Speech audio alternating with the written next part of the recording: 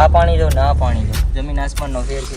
મોટી કાંકરોટ છે, નીચે નાની કાંકરોટ છે, એની નીચે છે કોલસાની લેર છે, એની નીચે રેતીની લેર છે, અને એની નીચે છે રૂની લેર. ત્રણ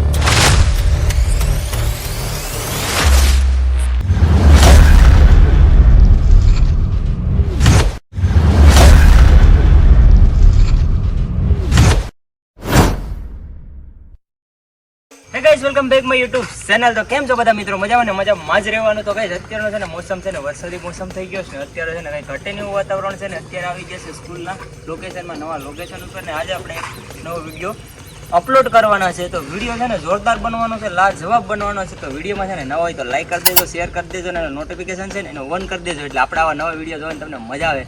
અત્યારે વાત કરવાનું છે ને, જો આપણે આરો બનાવવાના છે, દેશી આરો. કઈ રીતથી પાણી શુદ્ધિકરણ કઈ રીતથી થાય ને એ તમને આજે બતાવવાના છે. કે જે વરસાદનું જે ખરાબ પાણી હોય એને આપણે આરોની ટાઈપ કઈ રીતથી શુદ્ધિકરણ કરીએ ને એ આપણે આજે ટ્રાય કરવાના છે. કઈ રીતથી શુદ્ધિકરણ થાય છે, એમાં કેવી કેવી બધી પ્રોસેસ હોય ને એ A to Z તમને છે ને બતાવ્યું. તો વિડીયો જોઈને તમને છે ને મજા આવવાની છે, તો લાઈક કરી દેજો. એના માટે છે ને એક આપણે દેશી છે ને જુગાડી કરીએ છીએ. આ બોટલ છે, એને ઉપરથી છે ને નીચેથી કટિંગ કરી નાખ્યું છે, નીચે આપણે હોલ પાડી દીધું છે. હોલ રાખશું નકર પછી છે ને આપણું ઢાંકણું છે ને એને કાઢી નાખશું. પાણી છે ને શુદ્ધિકરણ માટે છે ને આપણે આ જે વસ્તુ છે ને દેશી એનો ઉપયોગ કરવાના છે. આપણે છે ને વેપરો છે, મોટી સાઈઝનો વેપરોનો પેલો ઉપયોગ કર્યો, પેલી લેર છે. અને બીજો છે આ નાની સાઈઝનો વેપરો છે, એનો યુઝ કરવાનો છે. અને બીજી છે આ રેતી છે, નાના પ્રકારની રેતી છે, તમે જોઈ શકો છો. અને ત્રીજું છે આપણે કોલસા. 4 થી 5 લેયર બનાવવાના છે. અને કઈ રીતે પાણી છે શુદ્ધિકરણ થશે ને એ જોવાની તમને મજા આવવાની છે. તો બી કન્ટિન્યુ રહેજો વિડીયોની અંદર. પ્રથમ પહેલાં છે ને તો આ છે ને આપણે જે લેયર છે ને બધું ધોવા પડીએ, કેમ કે આમાં જે કચરો હોય ને એટલે આપણે જે પાણીમાં આવે ને તો એ પાછું ચોખ્ખું પાણી ન આવે. એટલે આને પહેલાં તો છે ને સૌપ્રથમ ધોવા પડશે. ધોઈએ ને તો વ્યવસ્થિત થઈ જાય.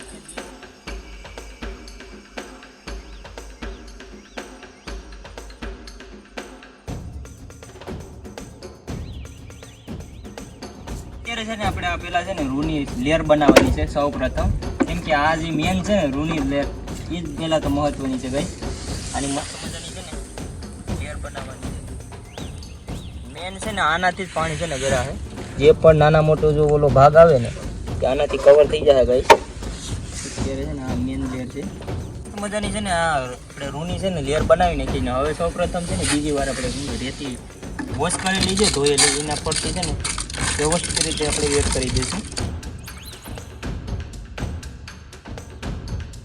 કોના છે ને ગાઈસ એ આપણે કોલસા ને એના પરની છે લેયર બનાવવાની છે.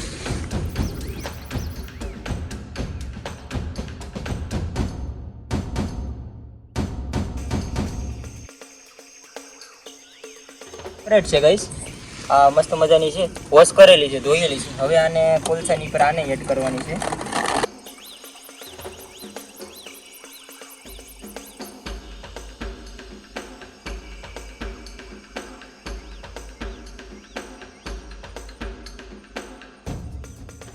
અત્યારે છે ને 4 લેયર તૈયાર થઈ ગઈ છે. કાકરોટની છે, કોલસાની છે, રેતીની છે ને નીચે છે રૂની. 4 છે ને લેયર મસ્ત મજાની છે ને થઈ ગઈ કમ્પ્લીટ. તો હવે આપણે એક છેલ્લી લેયર બનાવવાના છે.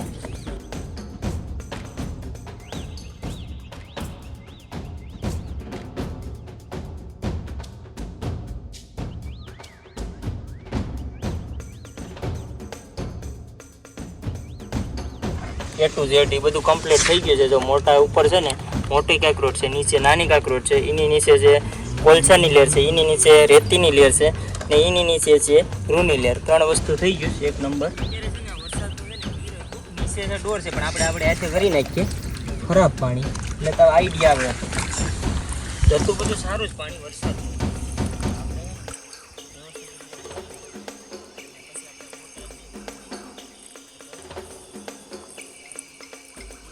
આવે અને ખબર પડે.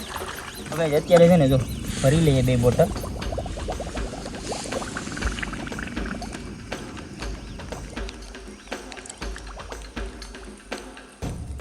અત્યારે છે ને 2 બોટલ છે ને જો કેટલા ખરાબ છે, ભરી લીધા છે વ્યવસ્થિત. ને અત્યારે આપણે આપણા આરો સિસ્ટમમાં નાખવાના છે ને જોવાના છે કઈ રીતે શુદ્ધિકરણ થાય છે. ત્યાં સુધી છે ને લાઈક કરી દેજો ને શેર કરી નાખજો. તો ફેમિલી અત્યારે છે ને આપણો આરો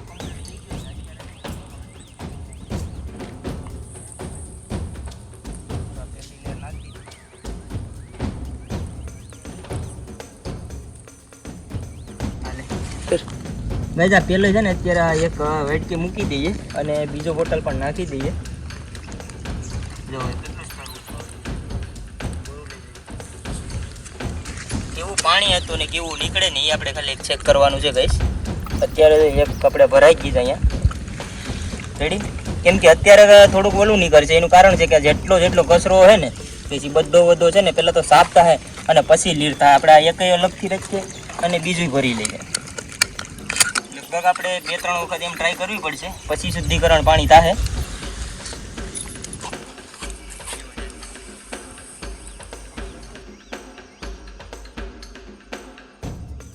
ત્રીજો બોટલ જોઈ કઈ રીતે અહીંયા જો કચરો કઈ રીતે છે ને અહીંયા હલો છે ને ભેગો થાય ને એ જોજો.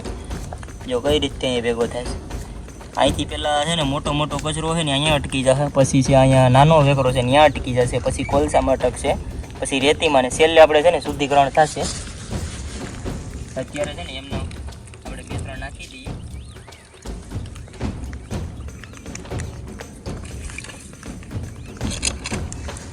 હવે રિઝલ્ટ આવશે થોડીક વારમાં. પહેલાં એક બોટલ લઈ દઈએ.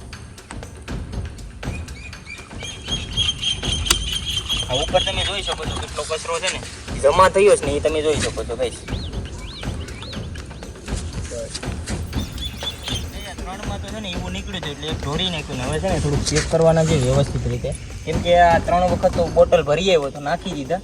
થોડોક ફેર બચાવો તો ગાઈસ. અત્યારે છે ને આ 3 આવા બોટલ નાખી દીધા પણ કાંઈ ફેર પડ્યો નતો. કેમ કે આમાં અંદર છે ને જે કચરો હોય ને એ પહેલાં છે ને બહાર નીકળે ત્યાં સુધી શુદ્ધિકરણ ન થાય. અત્યારે છે ને જો આ 2 આવા ભર્યા હતા અત્યારે જો આમાં કેટલું શુદ્ધિકરણ થયું. અહીંયા નીચે કેટલો આમાં કચરો આવ્યો છે. આમાં છે ને એકદમ છે ને મસ્ત જેવું થઈ ગયું. હજી થોડુંક આપણે આમાં પાણી એડ કરશું ને એટલે આમાં લગભગ ચોખ્ખું થઈ જશે. આમાં કેટલું ખરાબ આવ્યું ભાઈ જોઈ શકો છો.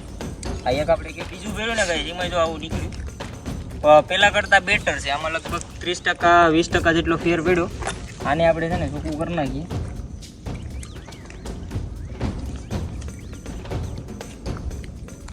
આમાં પણ થોડોક છે 5-10%નો ફેર પડ્યો. આના ભાઈ લાઈક મારે છે ઓલું થોડુંક ડાર્ક છે.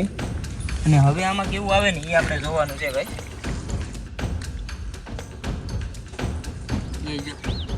આમાં પાણી જો આમાં જો ને આમાં ફૂલ ડાર્ક છે. આનાથી થોડુંક ઓલું છે ને થોડુંક લીલું આપણે પીવા લાયક જેવું થોડુંક બન્યું છે. એટલે આને છે ને પાછું આપણે રિમૂવ કરી નાખીએ, પાછું ભરીએ. જ્યાં સુધી આપણે છે ને પ્યોર પાણી મળે નહીં આરો જેવું ત્યાં સુધી છે ને આપણે આ ટ્રાય છે ને પ્રક્રિયા શરૂ જ રાખવાની છે. તો આ ટાઈપની હવે લગભગ આ છે ને લગભગ 80% તો શુદ્ધિકરણ થઈ ગયું. આ પાણી જો ને આ પાણી જો જમીન આસમાનનો ફેર છે. તો કઈ આ ત્રીજો છે ને ભેરો કે જો આ ફૂલ લાઇટ મારે દઈશ એક નંબર બની ગયો જો ગાઈસ. અત્યારે છે ને લગભગ શું કહેવાય આ ટાઈપનું વર્કિંગ કરે છે. આ જો પહેલાં ભેરું તો એ જો ને આ જો જમીન આસમાનનો ફેર છે. આ દેશી આપણે શું આરો બનાવ્યો મિનિંગ કે છે ને ગાઈસ આ વસ્તુ છે ને જે તો મિની પડે. મોટું હોય ને મોટા કહેવાયમાં બનાવ્યું હોય ને ગાઈસ કોઈ મોટા દાખલા તરીકે કોઈ ડ્રમમાં બનાવ્યું હોય ને પ્રોપર રીતે છે ને તો વર્ક કરે. આમાં તો આપણે કેટલી છે ને અત્યારે 5 જ લેયર નાખી છે. લગભગ 7-8 લેયર બનાવી હોય ને આમાં પહેલાં તો એક સફેદ શું કહેવાય કાપડ હોય એની લેયર બનાવવી પડે.